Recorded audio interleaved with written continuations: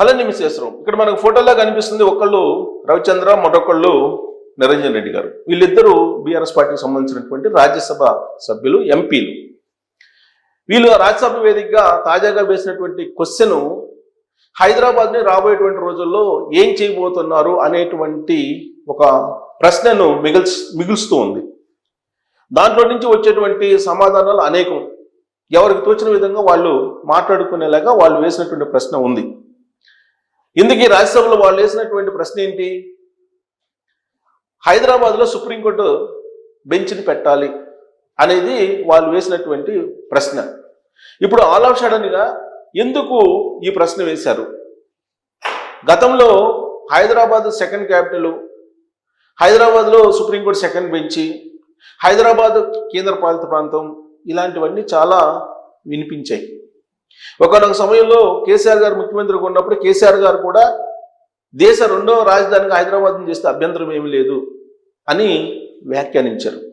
కాకపోతే ఢిల్లీ తరహా రాజధాని అయితే కాదు అని చెప్పి కూడా అన్నారు. అప్పటి నుంచి హైదరాబాద్ ఏమవుతుంది, ఏం కాబోతుంది అనేది వినిపిస్తూనే ఉంది. కాకపోతే ఇప్పుడు ఇద్దరు రాజ్యసభ సభ్యులు రాజ్యసభలో క్వశ్చన్ వేశారు, సుప్రీంకోర్టు బెంచ్ పెట్టండి హైదరాబాద్లో అని. కానీ సుప్రీంకోర్టు బెంచ్ని చెన్నైలో పెట్టాలని చెప్పి తమిళనాడు ప్రభుత్వం అడుగుతుంది. సుప్రీంకోర్టు బెంచ్ని బెంగళూరులో పెట్టమని చెప్పి కర్ణాటక అడుగుతుంది. సుప్రీంకోర్టు బెంచ్ని అమరావతిలో పెట్టమని ఆంధ్రప్రదేశ్ ప్రభుత్వం కూడా అడుగుతుంది. అంతేకాదు దేశ రెండో రాజధానిని అమరావతిలో పెట్టండి అని చెప్పి కూడా అక్కడ ఉండేటువంటి వాళ్ళు అడుగుతున్నారు. దేశ రెండో రాజధాని అనేది ఉండాలి అనేటువంటి వాదన చాలా కాలంగా వినిపిస్తుంది. ఇప్పుడు కొత్తగా వస్తున్నటువంటి వాదన కాదు. ఈవెన్ రాజ్యాంగం రాసేటప్పుడు కూడా సెకండ్ క్యాపిటల్ అనేది ప్రస్తావన చేశారు. బీజేపీ మధ్యలో కూడా, బీజేపీ ఎజెండాలో కూడా అది ఉందని బీజేపీ వర్గాల్లో చర్చ సీరియస్గా నడుస్తూ ఉంది. ఊహించినటువంటి విధంగా హైదరాబాద్ మీద ఏదో ఒక డెసిషన్ అయితే తీసుకునే అవకాశం ఉంది అనేది కూడా వినిపిస్తుంది. కాకపోతే మారినటువంటి పరిస్థితుల దృష్ట్యా ఇప్పుడు ఢిల్లీ దేశ రాజధాని, అక్కడ సంవత్సరం మొత్తం మీద 120 నుంచి 180 రోజులు మాత్రమే నివాస యోగ్యంగా ఉంది అని చెప్పి వాతావరణ శాఖ చెప్తుంది. మిగిలినటువంటి రోజుల్లో నివాస యోగ్యం కాదు ఆ ప్రాంతం, అంత పెద్ద ఎత్తున పొల్యూషన్ ఉందనేది కాలుష్య నియంత్రణ బోర్డు చెప్తుంది.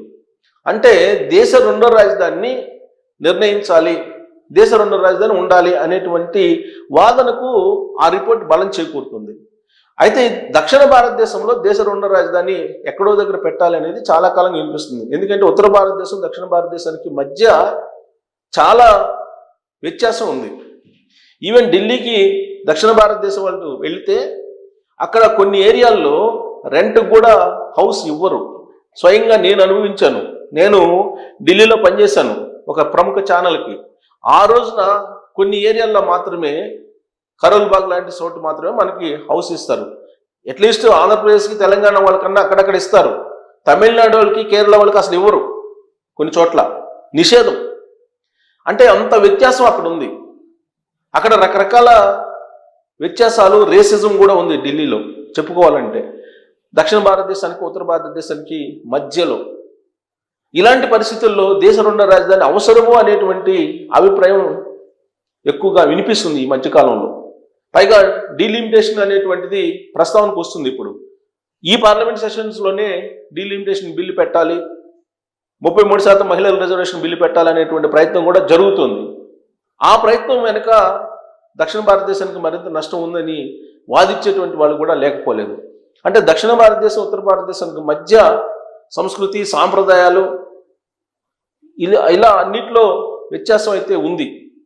అందుకే ఈ వ్యత్యాసం పోవాలంటే, జాతీయవాదం పెరగాలని అంటే దేశ రెండో రాజధాని దక్షిణ భారతదేశంలో అవసరము అని చెప్పి ఒక వాదన తరచూ వినిపిస్తూ ఉంది.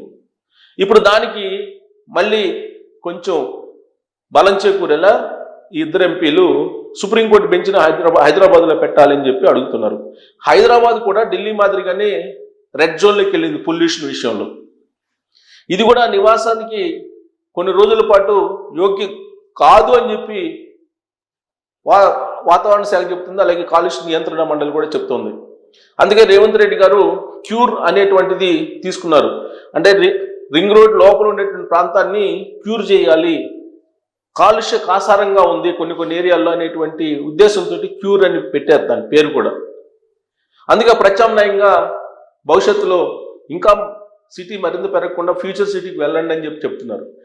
ఫ్యూచర్ సిటీ అనేది శరవేగంగా అక్కడ అభివృద్ధి చేస్తూ ఉన్నారు. దాదాపు 30,000 ఎకరాల్లో ఫ్యూచర్ సిటీ నిర్మాణం జరుగుతుంది. ఈ డిసెంబర్లో పెద్ద ఎత్తున పారిశ్రామిక సదస్సు కూడా పెడుతూ ఉన్నారు. పరిశ్రమలను కూడా అక్కడికి తరలించమని చెప్పి రేవంత్ రెడ్డి గారు చెప్తూ ఉన్నారు.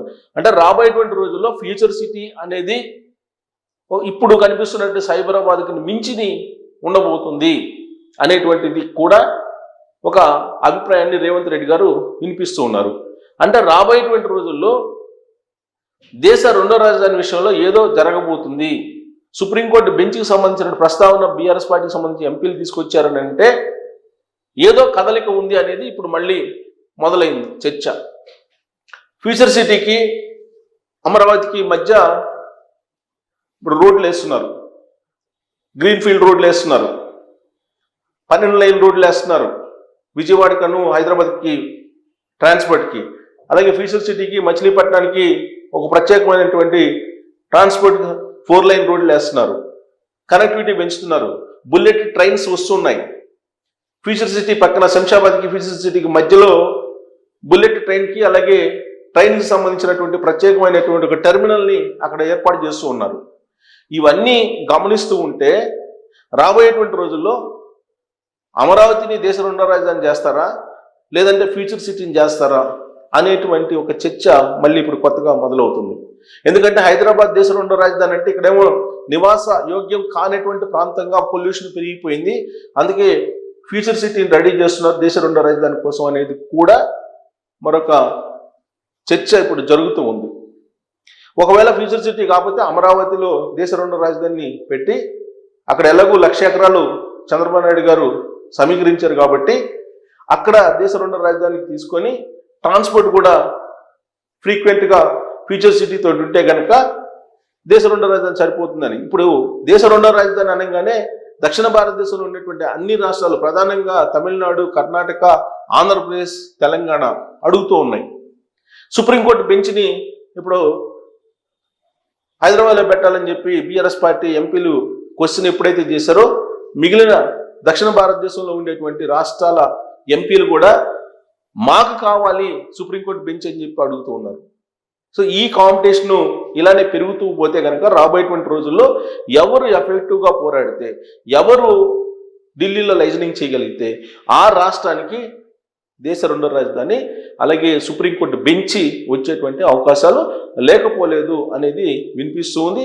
కాకపోతే కొత్తగా ఏర్పడుతున్నటువంటి రాజధాని అమరావతి కాబట్టి అక్కడ కావాల్సిన విధంగా రాజధాని నిర్మించుకోవడానికి అవకాశం ఉంది. పైగా నరేంద్ర మోడీ గారు 2014 ఎన్నికల సందర్భంగా ఢిల్లీ తరహా రాజధాని కట్టిస్తానని చెప్పి వెంకటేశ్వర స్వామి సాక్షిగా హామీ ఇచ్చారు.